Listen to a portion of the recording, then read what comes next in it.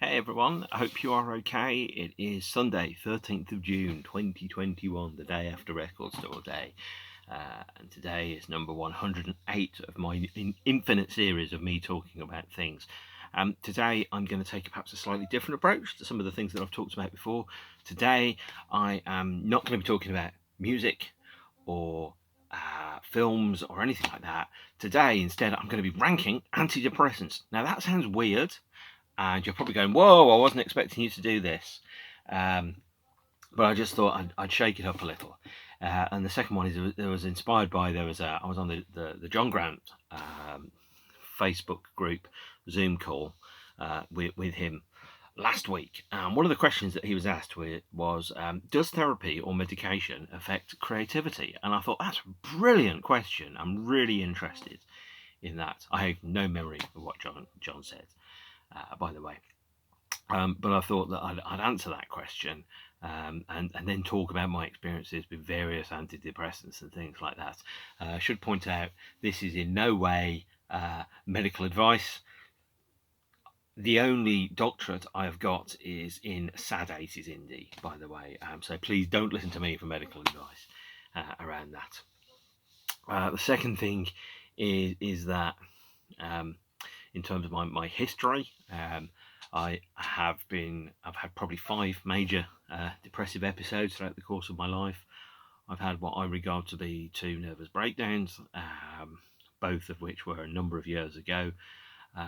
I've probably got some form of post-traumatic stress disorder in terms of being very, very aware of signs and indications of things perhaps not going to plan.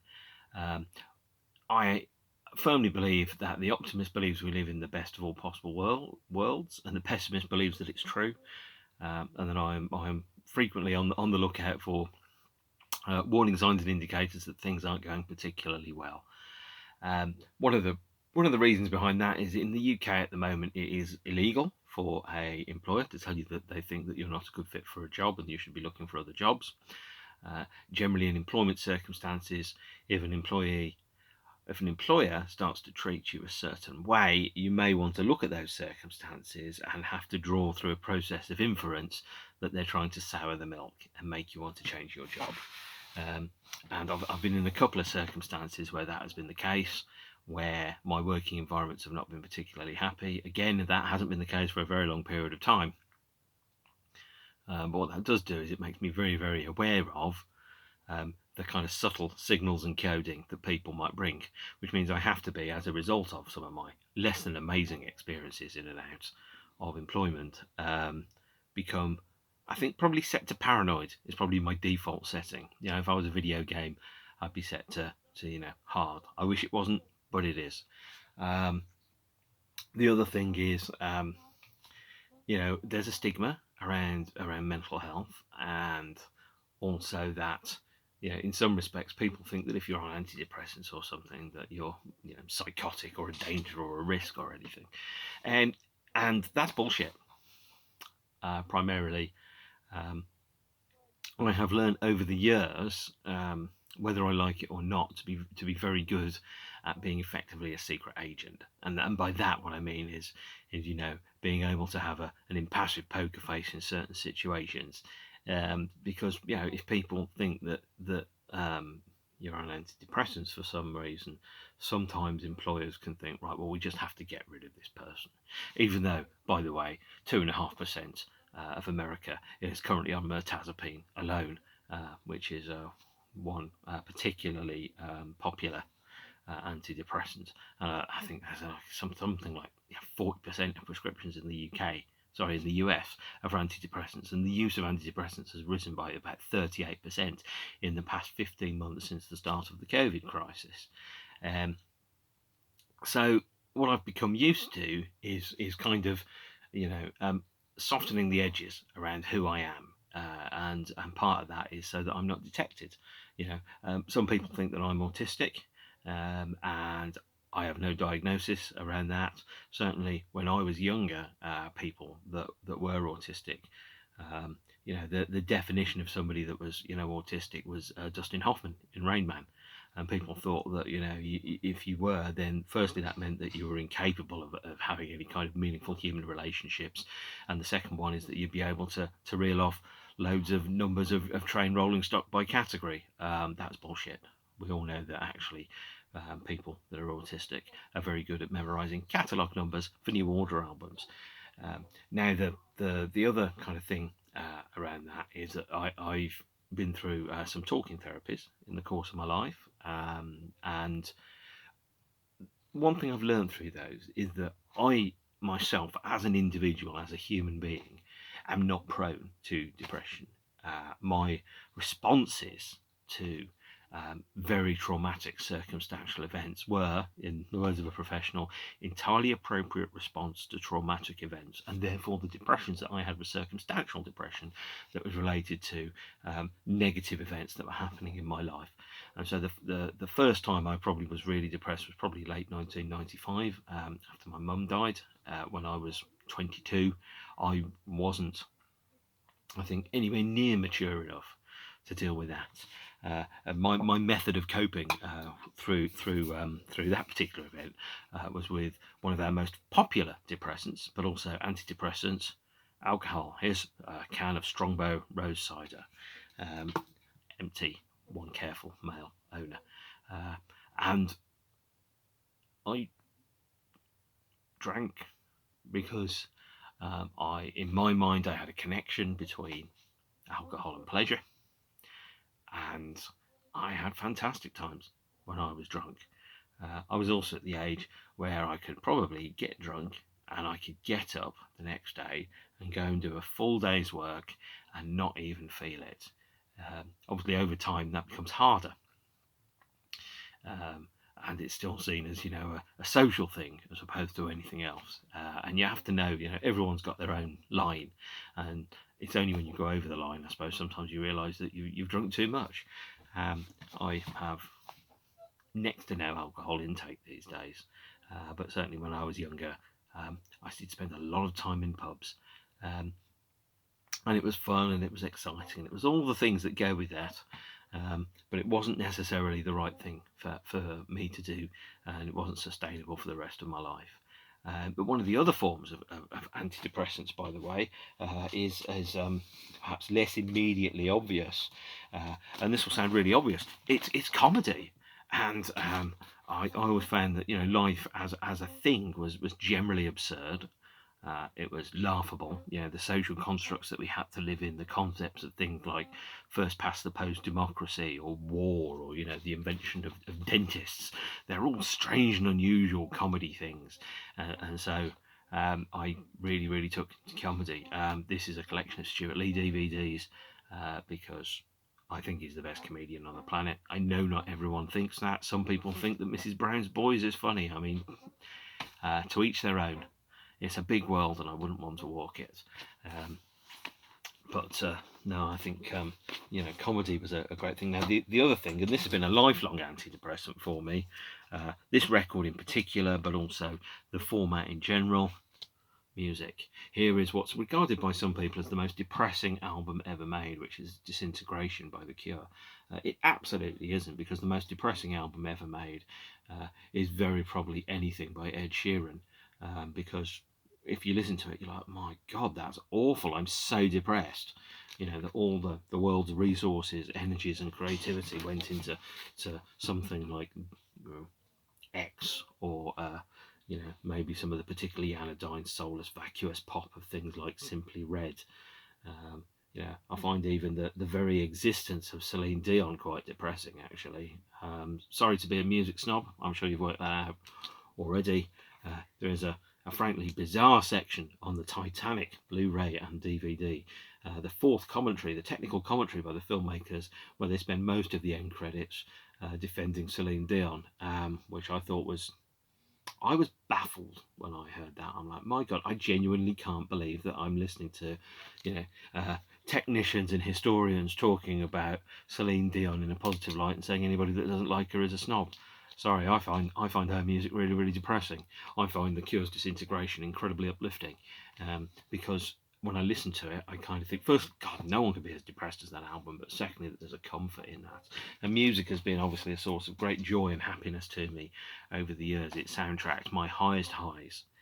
Some of the best moments in my life are very, very clearly tied to being in a room with a band I love, playing music that has changed my life or saved me. Um, and that's probably the one antidepressant which I've stuck with all the time. I'm not going to show a video to you of me dancing around the room playing air guitar to New Order. It's both not interesting and ungainly. It's not dignified, but music brings great joy to me. Always has done, always will. Um, from a medical perspective, though, technically serotonin and dopamine are the only two things that we enjoy. By the way, they're the two kind of chemicals that cause pleasure and enjoyment to happen. And my responses when I was struggling with traumatic events were that my ability to process, generate, and experience serotonin and dopamine weren't quite right. So I started taking antidepressants in the year 2000 to deal with a number of factors. One of which, as I've mentioned before, the kind of element of being a secret agent, the element of having to hide who you really are, because who you really are is somebody that at some point might not have been socially acceptable. In the way that, for example, people generally ain't no good, according to Nick Cave, and People Ain't No Good by Nick Cave would be the national anthem for the People's Republic of Markland, which I would like to form. You are invited to be a subject in my kingdom. And People Ain't No Good kind of indicates a number of things, but people overall, as a general bunch, are very judgmental. I occasionally am prone to that.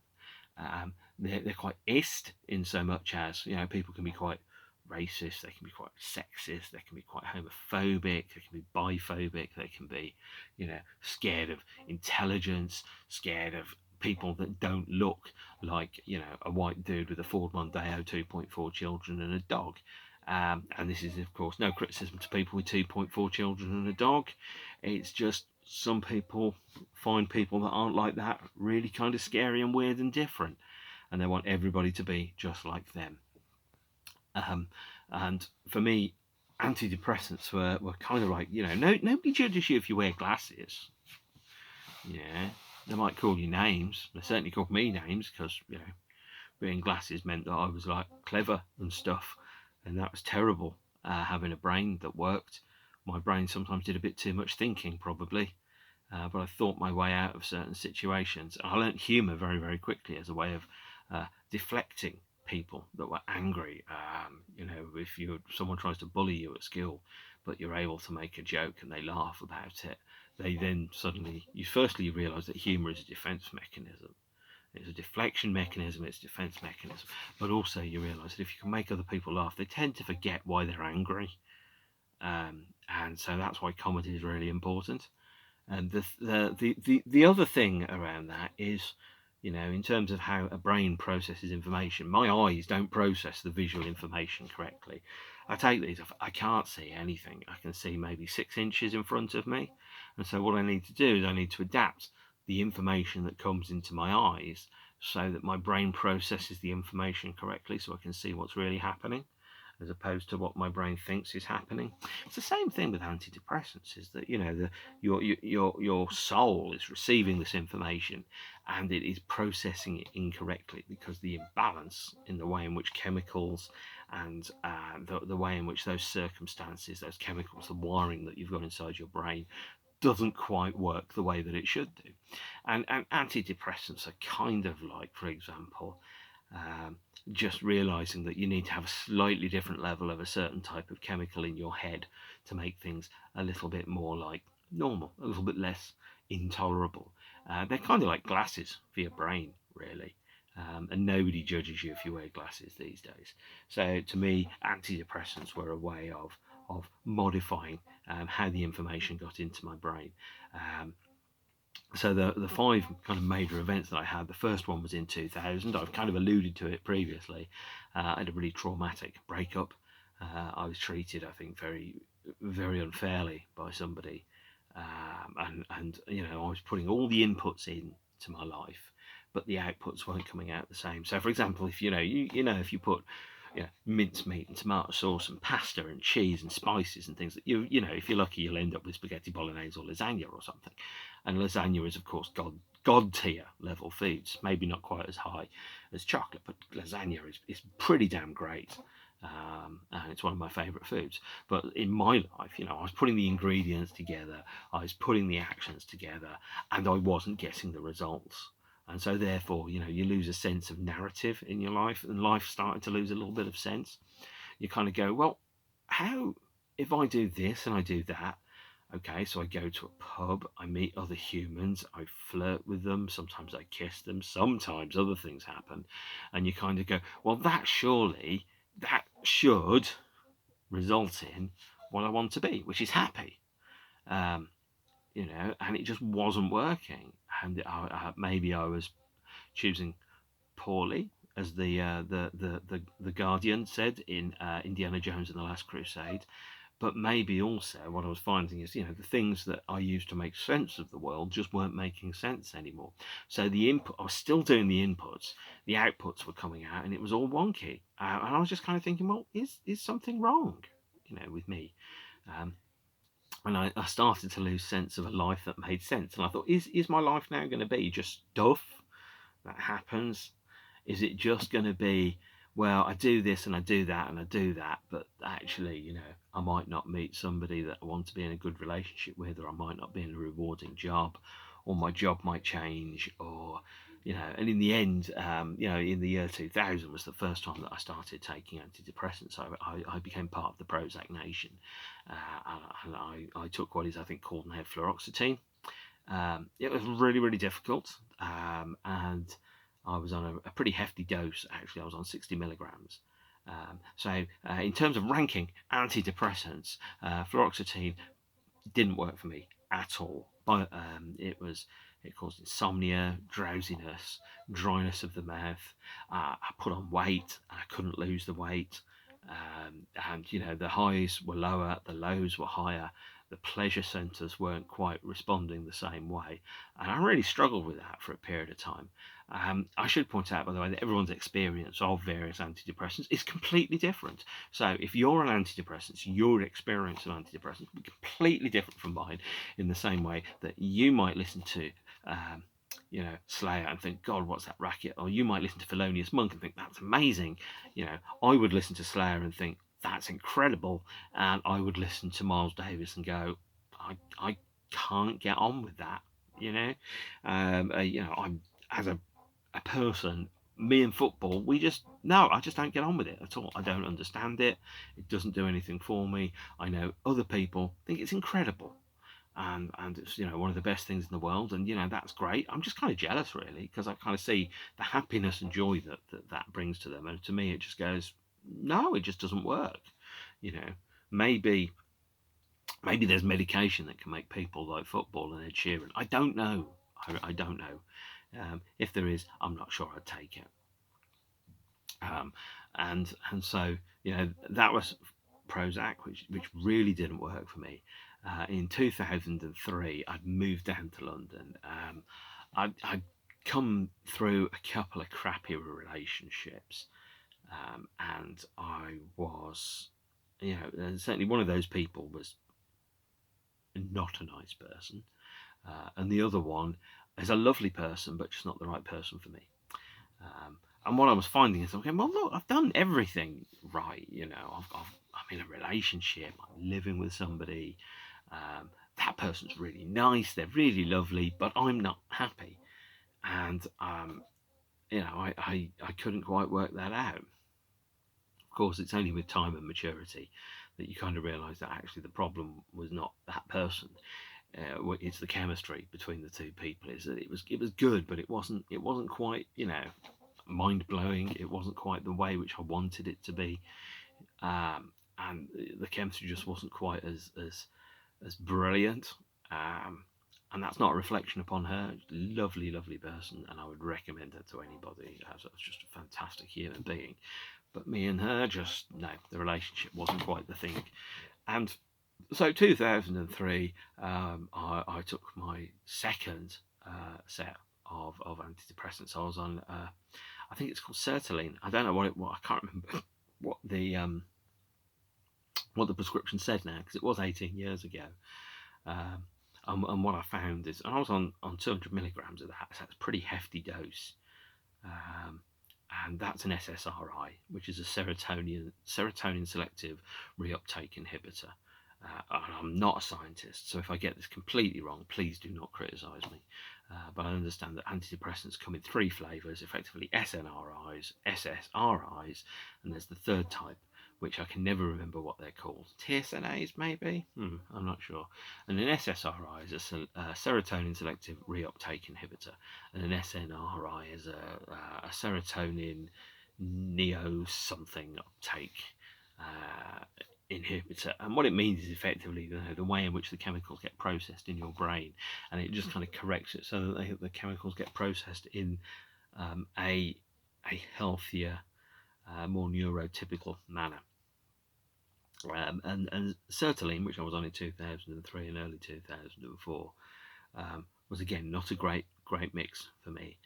So do not want that. And again, as I said, the lows were higher, the highs were lower. Everything felt a bit fuzzy. It felt foggy. It felt like everything had been flattened a bit, like you'd gone from 3D to 2D. There was the regulation of the pleasure centers in the brain was a little bit off. So, for example, alcohol was getting me drunk quicker, but it wasn't having the same effect in terms of happiness. Things like sex drive and stuff is that, I was horny as a dog on that antidepressant, but I didn't enjoy it anymore at all. And it made me really, really sleepy. And I think, but actually, sleepiness is probably a thing that when people look at depressive symptoms, they kind of think, well, being sleepy, I mean, it's completely understandable if your depression is related to circumstantial events. That sleep is a very, very natural response to it. Being alive is tiring at the best of times, because I think getting old involves basically getting more and more tired. And the other one is also that if you're unsatisfied with certain things, if you're struggling with the structure of certain things or the way that certain things are in your life, having sleep means you don't have to think about that. You can exist in a world of dreams, or maybe a sweet oblivion. And it's a difficult position to be in. But I found 2003 to 2004, I was very highly driven with pleasure, and obviously sex and drums and rock and roll, and drink, and I was very sleepy at the same time, and I just didn't enjoy it at all. So I do not recommend that one. 2007 was the third major incident, and I was facing, I think, 2 pretty catastrophic events in 2007. The first one was a professional one, where my role effectively ceased to exist in an employer that I'd been at for 6 years, and there wasn't another job. I was on a redeployment list, and they made it quite clear to me that they would much rather me have worked somewhere else. And after a while, I took the hint. And that was really, really difficult, because I thought, okay, I've got a job. I've been here for 6 years. I've been working really, really hard. I've made big impacts into that place. I've raised the standard of certain things, and then they're going, well, actually, that's not enough. That was really difficult. And the second one is I was going through a very, very difficult separation with somebody who was experiencing substantial mental health difficulties. There was financial and physical abuse as a result of that, and it felt like I just got to the point where I was putting my life together and somebody else was trying to tear everything in it apart. It was really, really difficult. And I was on citalopram then, and I was on 40 milligrams of citalopram. And the general kind of side effects for that for me were just sleepiness and exhaustion. I was always exhausted, always tired, never getting enough rest. And even in the best of circumstances, my life would have been incredibly difficult at that period because of the things that I had to deal with. And on top of that, there was also the experiences which I was having around, the work, the home life, the domestic abuse. I was just constantly exhausted, and how much of that is a side effect of the medication, and how much of that is a natural and appropriate response to what was happening, I have no idea. But I do not recommend citalopram. It didn't work for me. Again, it felt like the whole world was covered in like cotton wool, and I was kind of almost like I was playing a 3D version of a video game where I was playing a character who had my name and my face and my life circumstances. I felt very detached from things that were happening, and it was really, really tough, that period. I remember I was at the station. I can't remember the name of the station now in London. I had to change trains, and there were 2 direct trains a day. There was one at 6:36 that got in at 8:06, and then there was one that went at, I think, 7:11, and that got in at 8:40. And if I was feeling really cheeky, I might get like a 7:30, and I might change somewhere between Bromley South and Denmark Hill. And I remember standing at the train station and seeing a train come in, and I'm going, I could just stop all of this if I jumped in front of the train. And obviously I didn't do that, but at the time I was kind of so numbed to reality that it didn't seem like the worst idea I'd ever had. And that's really, really tough to kind of process that. And then I was like, my own brain wants to murder me. That's not very good. Naturally, things change dramatically over time. I kind of frequently have moments where I kind of look at my own life and go, my God, my life is like, well, considering where my life was 21 years ago, I couldn't imagine it being anything like what it is now. What it is now is a lot better, of course. Now, as a kind of like a result of what I regard to be a sustained period of extremely difficult circumstances, and that is, a couple of pretty bad breakups, a really bad work experience, domestic abuse, financial abuse. I did have a nervous breakdown where I ceased to function as a operational member of the world for probably 6 or 7 weeks. I just couldn't do it anymore. I was handling 7 or 8 really, really tough things. And most human beings have one tough thing that they have to deal with at any one time. I had 7 or 8 of them at that point in my life, and I was just like, I can't do this. Life should never be this hard at all. And I just broke. And you can you can sew it up, but you still see the tear or the tear. And I just knew that I wasn't going to be the same after that, and I'm better. I'm happier after that. After that, there was like a fairly. I thought, I've got my life sorted out. I've met somebody. My life's going a certain way. Things are going pretty well. And then there was another couple of major kind of work issues in 2012, 2013. Those kind of coincided with a fairly major number on my birthday calendar, and I started taking medication again in order to help me. This one was mirtazapine, which is I'm on 15 milligrams of that, and my worst I think was on 60, and that's the one for me. The side effects are relatively small, a little bit of weight gain. My hair was already lost before I was on it, by the way. But what it does do is it quietens the voice of the inner dialogue which I have. Because I spent quite a bit of time just kind of lying in bed going, I'm knackered, I want to get to sleep, and I can't get to sleep. And my brain was going, do you remember this? Do you remember when that happened? Yeah, it's 3 a.m. I'm going to remind you of that thing that happened 13 years ago now. Yeah, my brain, oh dickhead, I'm going to keep you up. And I had to get up and I had to go to work, and it was really, really difficult. And what mirtazapine did is that, in terms of the side effects for me, they're relatively low. But it quietens the voice, it silences the inner dialogue, and it turns down the volume on my own thinking when it's late at night and enables me to go to sleep, which is exactly what I needed to do. So for me, mirtazapine is the one. I had a kind of like a second, like a relapse of depression in 2015, 2016. Thankfully, it's many years behind me now. But again, that was a combined effect of a number of relatively major life changes. But I have since, over the past 10 years, I've been surrounded by great love and great support and great people and great friends. And my life has got to the point now where I can see, the struggles that I've had have paid off. Nothing lasts forever. Nothing good, nothing bad, nothing lasts forever.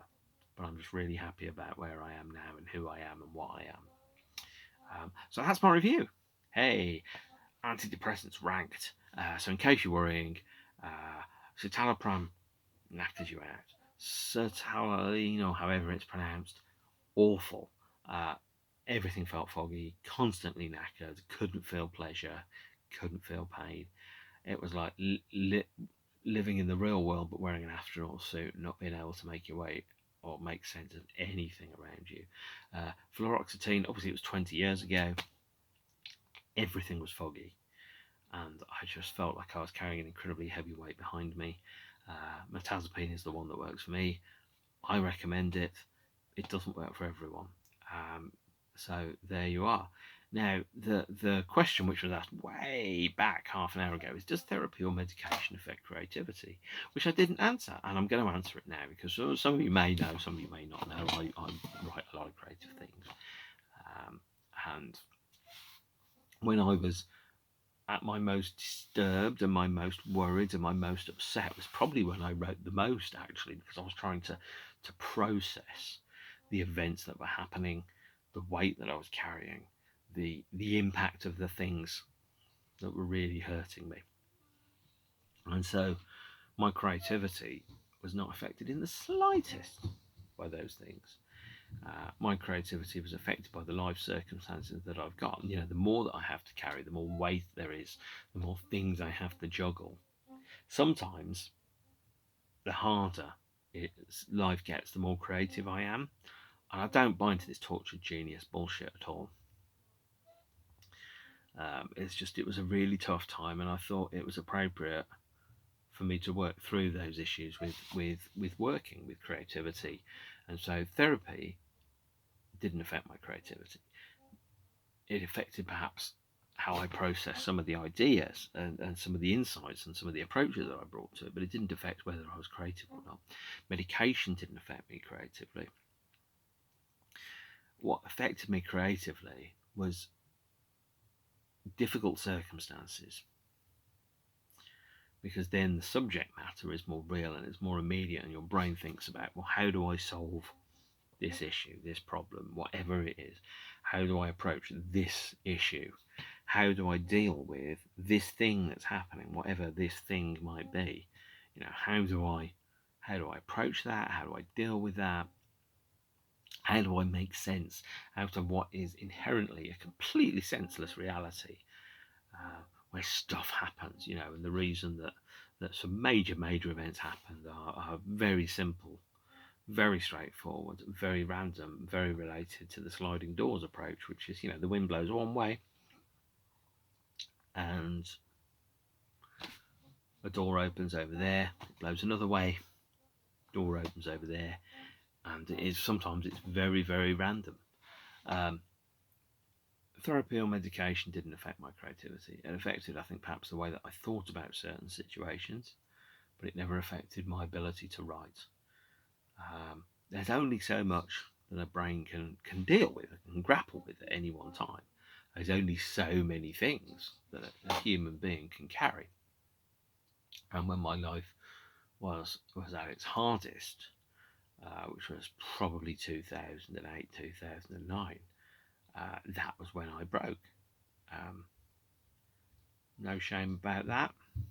You know, the vast majority of the time, I'm a very cheerful dude, even if I have that taciturn, perhaps reserved Britishness about me. And you know, there's that thing that David Bowie said, which is growing older is like the glorious outcome of becoming who you were always meant to have been. I spent all my life becoming me, and here I am. Anyway, I don't know why I'm kind of going on through that. That's 36 minutes of me talking about antidepressants ranked. So just in case you hadn't worked out, my depression, which I haven't had for a number of years, was linked to circumstances and events in which I have been told was completely appropriate for me to respond in the way that I did to those very traumatic events.